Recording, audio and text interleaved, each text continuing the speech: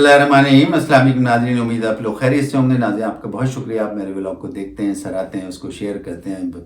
अब जो इस वक्त जो मुल्क की हालात चल रहे हैं, ऐसा लग रहा है जिसमें माशी हालात भी हैं, जिसमें सियासी हालात भी हैं, जिसमें अदालती हालात जो वाक़यात चल रहे हैं, उसमें जो है ऐसा लग रहा है कि हर चीज़ ओपन हो गई है। अगर हम मसलन बात करते हैं, कल जो है समाअत हुई सुप्रीम कोर्ट ऑफ पाकिस्तान में 6 जजेस के का जो लेटर था उस पर समाअत हुई। और आपको पता है, हमने पिछले ब्लॉग में बताया था कि कल होने वाली जब ये समाअत हुई तो उसमें बाकायदा जो है ऐसा लग रहा था कि जो बेंच बैठा था आपस में ही जो है एक दूसरे के से इख्तिलाफ कर रहे थे और एक दूसरे से मतलब एक तरीके से। और आपको पता है कि ये पूरा ओपन ट्रायल था, पूरी दुनिया इसको देख रही थी, तो ऐसा लग रहा था कि हर चीज़ ओपन हो गई, क्योंकि ज़ाहिर है कि एक दूसरे के अख्तिलाफ़ात भी सामने आ रहे थे, बहस हो रही थी, समाअत हो रही थी। और इसके साथ साथ फिर ज़ाहिर है कि ये तो पहली दफ़ा ऐसा हुआ कि ये बात हुई। और इस पर चीफ जस्टिस ऑफ पाकिस्तान ने बाकायदा ये कहा कि इस्लामाबाद हाई कोर्ट ने जो तजावीज़ दी हैं कि खुफिया इदारों की मदाखलत अदालती फ़ैसलों पे जो हो रही है उसको कैसे रोका जाए, तो हम इसको ओपन कर दें। तो फिर ये चीज़ भी ओपन हो गई। अब ये जब ओपन हो गई तो आपको पता है सारी दुनिया इसको देख रही थी, और जिस तरीके से मकालमे चल रहे थे, बहस हो रही थी, समाअत हो रही थी, सब ने देखा। और वो जो किसी ज़माने में बंद कमरों में ये तमाम फैसले होते थे, वो दुनिया उसको देख रही थी। तो इस तरीके से हुआ, और बाकायदा इस पर जो है ना बड़ा अजीब किस्म के मतलब कल जो ये देखने में आया, हर चीज़ ओपन हो गई। इसी के साथ साथ आपको पता है कि जैसे बाबर सत्तार के ऊपर जो सोशल मीडिया मुसलसल जो है, जो उनकी जो चीज़ें वायरल हो रही हैं, उस पर भी बाकायदा ये वाला मसला भी ज़ेर बहस आया। और चीफ जस्टिस ऑफ पाकिस्तान ने कहा कि इसकी टोटल जिम्मेदारी ये जो है, हम सवाल ही पैदा नहीं होता कि ये जो जिम्मेदारी है सिर्फ़ और सिर्फ जो है हुकूमत वक्त की है, वो उसने ये कैसे होने दिया, इस किस्म की बात कैसे हुई बाबर सत्तार के बारे में। तो ये उनका कहना यह था कि हेड ऑफ़ द स्टेट जो होता है वही ज़िम्मेदार है, और ये कैसे हो सकता है कि वो जिम्मेदारी कबूल ना करें, उनकी वजह से ये सब कुछ हुआ। किसी हद तक सही भी है, क्योंकि जाहिर है कि हेड ऑफ़ स्टेट के अंडर में ही सारे इदारे आते हैं। तो उनका कहना ये कि क्या मजाल है कि ये उनकी बगैर मर्जी के ये हो। तो बाकायदा इस चीज़ पे बड़ी वो हुई, और बिलाखिर जो है फिर आपको पता है कि जो यही जो है फिर बेंच ने ये डिसाइड किया कि 6 मई को जो है इसकी अगली हेयरिंग होगी। अब 6 मई को जो होगी तो अब ये फुल कोर्ट तो नहीं बनाया जा रहा।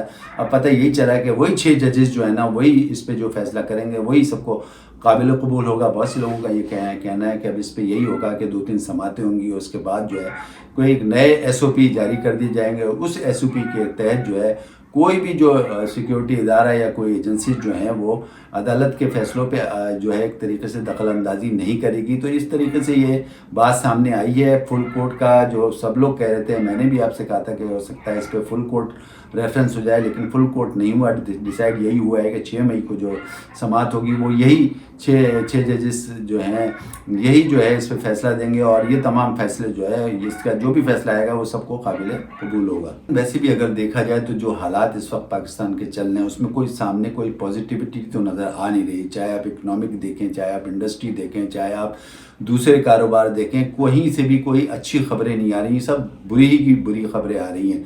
इसी तरीके से अगर बात की जाए कि जो समाअत कल हुई है, आपको पता है कहीं दुनिया में ऐसा नहीं नज़र आया, ना देखा गया है कि सुप्रीम कोर्ट की जो समाअत है वो लाइव चली हो और सब ने देखा। और ये जो कल समाअत हुई, इससे पहले भी जितनी समाअत हुई आपको पता है, नए चीफ जस्टिस साहब जब ये आए थे उन्होंने शुरू में कह दिया था कि जो भी समाअत होगी वो ज़ाहिर है कि ओपन ट्रायल होगा, सब देखेंगे, और वो सामने हुआ। और इसी तरीके से 6 जजेस के मामले में भी तो आपने कहीं पे भी ऐसा नहीं देखा होगा, कोई ऐसी मिसाल नज़र नहीं आती कि इस तरीके से ये समाअत लाइव चले और पूरी दुनिया देखे और आपस में इख्तिलाफात भी सामने नज़र आ जाएं। तो ये कल हुआ। इसके साथ साथ अगर हम 6 जजेस का मामला को देखें कि इस्लामाबाद के 8 जजेस में से 6 जजेस ने जो है इस किस्म का जो है ये एक पिटीशन दायर की, यानी ये दरख्वास्त दी, और उस पर कहा गया कि इस तरीके से जो है सिक्योरिटी एजेंसीज़ और खुफिया इदारे जो हैं वो अदालती मामलात में जो है दखल अंदाजी करते हैं। तो ये भी कहीं नहीं देखा गया। अब इसी सिलसिले में अगर और आगे बातें की जाए तो ये सब चीज़ें अभी चल रही हैं। ऐसा लगता है कि इस किस्म की ख़बरों से इतने हैरान कुन तरीके से इस किस्म की ये चीज़ें आ रही हैं, और ऐसा लग रहा है कि ये जब ये ओपन सारे ट्रायल हो रहा है, सब लोग देख रहे हैं, तो मुझे तो ऐसा लग रहा है कि अब इसी में से कोई एक ऐसी नई चीज़ बिल्ड होके सामने आएगी, ہو سکتا ہے اس میں کچھ ایسی راہ نکلے کہ آگے جو ہے معیشت کے لیے بھی اچھا ہو پاکستان کے اور دوسری چیزوں کے لیے اچھا ہو. لیکن بہرحال ایک اب یہ سامنے اوپن ٹرائل آ گیا ہے, سب چیزیں سامنے آیا ہو گئی ہیں. چیف جسٹس آف پاکستان نے ہر چیز طریقے سے, جیسے یہ چھ ججز کے معاملے میں اوپن کیا ہے, اسے پہلے بھی سماعتیں ہوئی, سب چیز اوپن کر دیا, تو ہر چیز سامنے آ گئی. لیکن بہت سے مبصرین کا یہ کہنا کہ اب ایسا لگ رہا ہے اسی میں سے کوئی ایسی بلڈ ہو کے چیز نکلے گی جو ہو سکتا ہے پاکستان کی بہتری کے لیے آگے چلے. اب اسی کے ساتھ ساتھ اگر ہم آگے دیکھتے ہیں کہ یعنی جب یہ سماعت چل رہی تھی تو chief justice of Pakistan justice قاضی فائز عیسی صاحب نے ایک اور بات کا انکشاف کیا. انہوں نے کہا کہ جب یہ فیض آباد دھرنا ہوا تھا تو اس میں باقاعدہ میں نے اس میں ایک چیز کو ڈکلیئر کیا تھا کہ جنرل فیض حمید صاحب جو ہیں ان کی انوالومنٹ ہے اس میں. لیکن اس کے ساتھ ساتھ پھر آپ نے دیکھا 5 سال تک اس پہ کوئی بھی ہیئرنگ نہیں ہوئی, اور اس کے ساتھ ساتھ اور پھر اس کے جب یہ ڈکلیئر کیا تھا تو اس کے ساتھ ساتھ حکومتی اداروں نے باقاعدہ درخواستیں دی تھیں, حکومت کے لوگوں نے درخواستیں دی تھیں کہ اس فیصلے کو پہ جو ہے وہ نظر ثانی کیا جائے. لیکن 5 سال ہو گئے اس فیصلے پہ, نہ تو کوئی فیصلہ آیا نہ نظر ثانی ہوئی. اس کے بعد جو ہے جب گورنمنٹ کو یہ کہا گیا کہ اس پہ کمیشن بنایا جائے, گورنمنٹ نے کمیشن بنایا, اور گورنمنٹ کے کمیشن میں جو ہے ایک طریقے سے جنرل فیض حمید صاحب کو کلیئر طریقے سے بری کر دیا ہے, ان کو بالکل ایک طریقے سے باعزت طور پہ بری کر دیا. تو یہ سب سامنے ہیں. انہوں نے اس بات کا باقاعدہ اعادہ کیا کہ میں نے تو کمیشن بنایا تھا, اور کمیشن سے پہلے اس میں جو فیصلہ دیا تھا اس میں باقاعدہ ڈکلیئر کیا تھا کہ اس کے پیچھے جو ہے جنرل فیض حمید ہیں, لیکن ان کو جو ہے باعزت طور پہ کلیئر چٹ دے دی گئی, باعزت طور پہ ان کو جو ہے بری کر دیا گیا. اسی ایشو پہ جو ہے عرفان صدیقی صاحب نے ایک ٹاک شو میں باقاعدہ اس چیز کا اعتراف کیا کہ ہم نے جو ہے وہ قاضی فائز عیسی صاحب کے فیصلے کو امپلیمنٹ ہم نہیں کروا سکے, اور انہوں نے باقاعدہ اس چیز کا بھی اندیہ دے دیا کہ ہم آئندہ بھی نہیں کروا سکیں گے. مطلب ایک طریقے سے انہوں نے اپنے آپ کو سرنڈر کر دیا. تو آپ اتنے کمزور اگر ہیں, یعنی مسلم لیگ نون کی حکومت اتنی کمزور ہے, تو بھائی پھر آپ کو ضرورت کیا ہے حکومت لینے کی؟ آپ نے وفاق میں بھی حکومت لے لی, آپ نے پنجاب میں بھی حکومت لے لی, اور ایک طریقے سے آپ یہ سرنڈر بھی کر رہے ہیں. تو یہ تو بڑی عجیب سی بات ہے. لوگوں کا یہ کہنا ہے کہ اگر آپ اتنے کمزور ہو گئے کہ آپ کوئی عدالتی فیصلے کو امپلیمنٹ نہیں کرا سکتے, تو یہ وجہ کیا ہے؟ وجہ یہ ہے, بہت سے لوگوں کا یہ کہنا ہے کہ بس ان کو چونکہ حکومت پنجاب میں اور وفاق میں مل گئی تو اب یہ صرف اور صرف جو ہے اس کو انجوائے کرنا چاہتے ہیں. اسی طریقے سے آپ دیکھ لیں کہ ابھی اسحاق ڈار صاحب کو بھی انہوں نے ڈپٹی پرائم منسٹر بنا لیا, اس کے علاوہ جو ہے رانا ثناء اللہ صاحب کو بھی مشیر بنا دیا.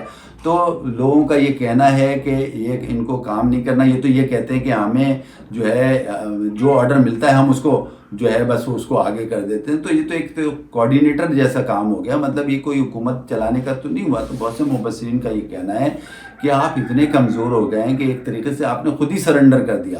یعنی اسی ایشو پہ اتنا بڑا ایشو کہ جو انہوں نے کہا چیف جسٹس آف پاکستان نے, اس پہ باقاعدہ انہوں نے یہ کہا کہ ہم اتنے کمزور ہو چکے ہیں, ہم قاضی فائز عیسی صاحب کا جو فیصلہ ہے اس کو امپلیمنٹ نہیں کرا سکے تھے. تو بہت سے لوگوں کا یہ کہنا ہے کہ جب حکومت خود گھٹنے ٹیکے ہوئے ہے تو وہ اس کا مطلب یہی ہے کہ کام تو وہ جیسے تیسے کر رہی ہے. ایک طریقے سے سب جو ہے اب ساری وزارتیں اپنے خاندان میں ہی بانٹے جا رہے ہیں, اور اس کے علاوہ مسلسل وزارتیں دے ہی جا رہے ہیں. اب جیسے ڈپٹی پرائم منسٹر بنا دیا, اب رانا ثناء اللہ صاحب کو مشیر بنا دیا. تو آپ تو صرف انجوائے کر رہے ہیں, کام نہیں کرنا چاہ رہے ہیں, اور جہاں آپ کو مشکل آتی ہے وہاں آپ ایک طریقے سے اپنے گھٹنے ٹیک دیتے ہیں. تو اب دیکھا جائے تو یہ بہت بڑی بات ہے کہ اس طریقے سے عرفان صدیقی صاحب نے اپنی پارٹی کا موقف باقاعدہ ٹاک شو میں کہا کہ ہم نے مطلب ایک طریقے سے انہوں نے سرنڈر کر دیا. تو میں سمجھتا ہوں کہ یہ تو پھر حکومت اسی طریقے سے چلے گی جس طریقے سے وہ چلانا چاہ رہے ہیں. ادھر سے آرڈر آیا, اس کو آگے کر دیا, اور آپ فل انجوائے کر رہے ہیں. آپ کو یاد ہے کہ شیر افضل مروت صاحب کا مسلسل نام جو ہے پبلک اکاؤنٹ کمیٹی کے چیئرمین کے طور پہ آ رہا ہے. عمران خان صاحب دے چکے ہیں, پھر اس کے بعد بیچ میں صاحبزادہ عامر رضا خان صاحب آئے, اور یہ مسلسل وہ ایک طریقے سے خبروں میں ہیں.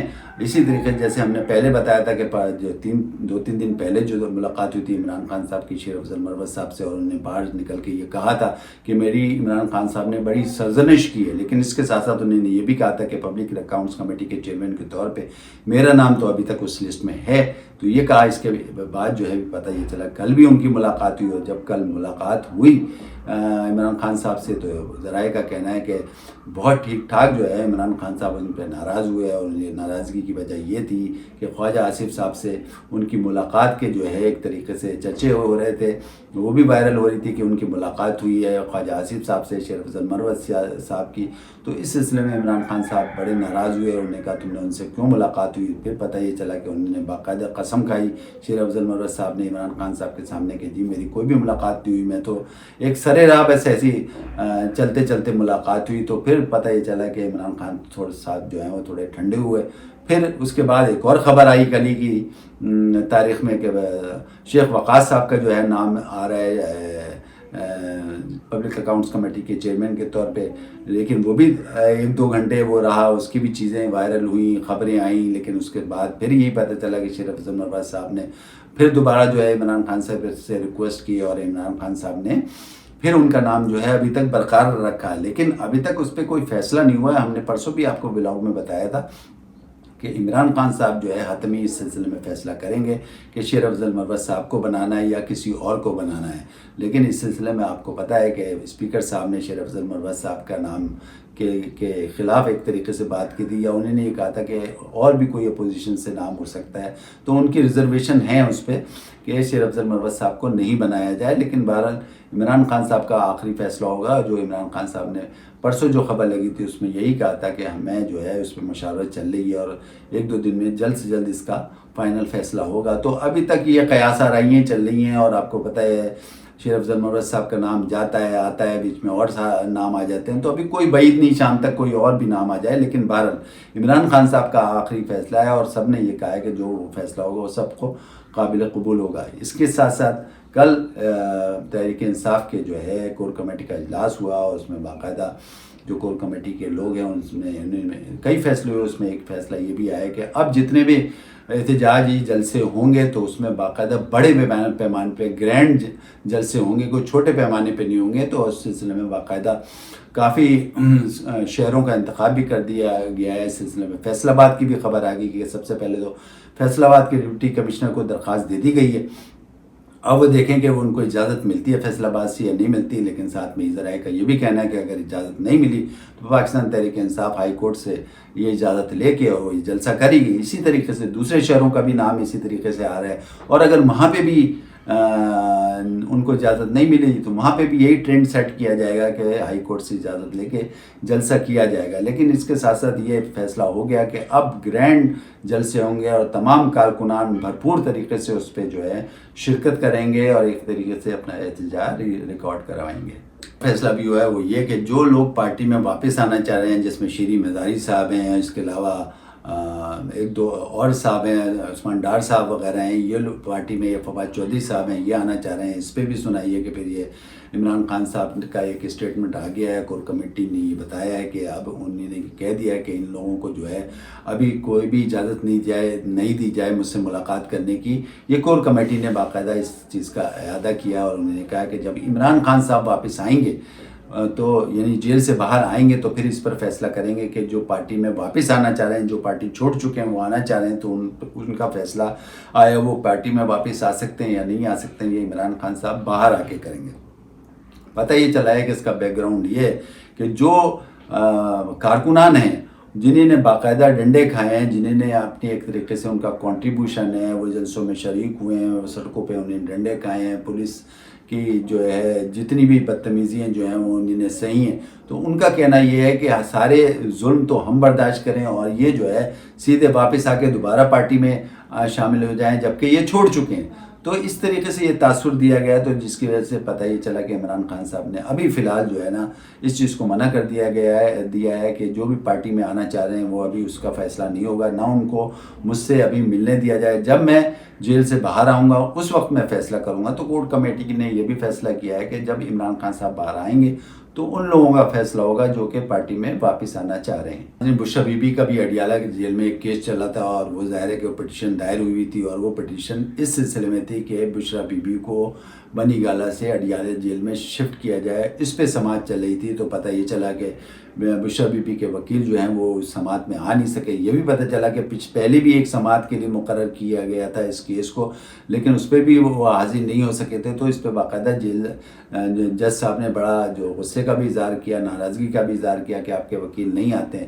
پھر اس وقت جو ہے جو اسٹیٹ کے وکیل تھے یعنی حکومت کے وکیل تھے، انہی نے جج صاحب سے کہا کہ دیکھیں ہمارے اور بشپ بی بی کے درمیان جو ہے ایک ڈائلاگ چل رہے ہیں، ایک سمجھوتا چل رہا ہے، جس کے روح سے یہ ہے کہ ہم آپس میں اگر آپ ہمیں تھوڑا سا ٹائم دیں تو ہو سکتا ہے یہ سمجھوتا ہو جائے اور اس پہ یہ ہم فیصلہ کریں گے، یا بشپ بی بی فیصلہ کریں گی کہ وہ بنی گالہ سے اڈیالہ جیل شفٹ ہو جائیں یا بنی گالہ میں ہی رہیں۔ تو اس پہ بھی جج صاحب نے کہا کہ یہ کون سا طریقہ ہے، یا تو آپ پٹیشن نہیں دائر کریں، جب آپ کو آپس میں سمجھوتا کرنا ہے تو آپ پٹیشن دائر کر کے ہمارا بھی وقت ضائع کر رہے ہیں۔ تو اس طریقے سے یہ بات کی، تو یہ اس سے بھی بہت سے مبصرین کا کہنا ہے کہ یہ ایک طریقے سے نئی چیز سامنے آئی ہے، ایک نیا انکشاف ہوا ہے کہ بشپ بی بی جو ہے ڈائلاگ چاہتی ہیں، یا ڈائلاگ کے ذریعے بشپ بی بی اور اسٹیٹ جو ہے اس پہ فیصلہ کر رہی ہے کہ بشپ بی بی کو فی الحال بنی گالہ میں ہی رکھا جائے یا ان کو شفٹ کیا جائے۔ تو یہ ایک طریقے سے یہ بھی بڑا انکشاف ہوا ہے، ایک نئی چیز سامنے آئی ہے۔ تو اس پہ بہت سے مبصرین کے تبصرے شروع ہوئے۔ ایک مبصر کا تو یہ کہنا ہے کہ ایسا تو نہیں ہو سکتا کہ دونوں ہی جو ہیں وہ باہر نکل جائیں، ایک کو تو کسی کو جیل میں رہنا پڑے گا۔ تو بہت سے لوگوں کا یہ کہنا ہے کہ اسٹیٹ جو ہے اتنی آسانی سے دونوں کو اس وقت رہا نہیں کر سکتی، ایک تو اس میں کوئی نہ کوئی جیل میں رہے گا اور ایک باہر ہوگا، لیکن ابھی سردست اس پہ کچھ نہیں کہا جا سکتا، کیونکہ اگر ایک بھی ہوگا تو ظاہر ہے کہ اس میں بھی تھوڑا ٹائم لگے گا، دونوں کا تو ابھی سوال ہی پیدا نہیں ہوتا۔ ان کا یہ کہنا ہے کہ ایک تو جیل میں رہے گا اور ایک اگر ہو گیا باہر، یعنی جیسے کہ بنی گالہ میں وہ رہ رہی ہیں، اس کا فیصلہ ہوگا، لیکن سب کا یہ کہنا ہے کہ اتنی آسانی سے دونوں کو رہا نہیں کیا جا سکتا، اس میں تھوڑا سا ٹائم لگے گا۔ ناظرین اس وقت کے لیے اتنا کافی، اپنے ہوسٹ کی طرف اجازت دیں، اپنا خیال رکھیں، اللہ حافظ۔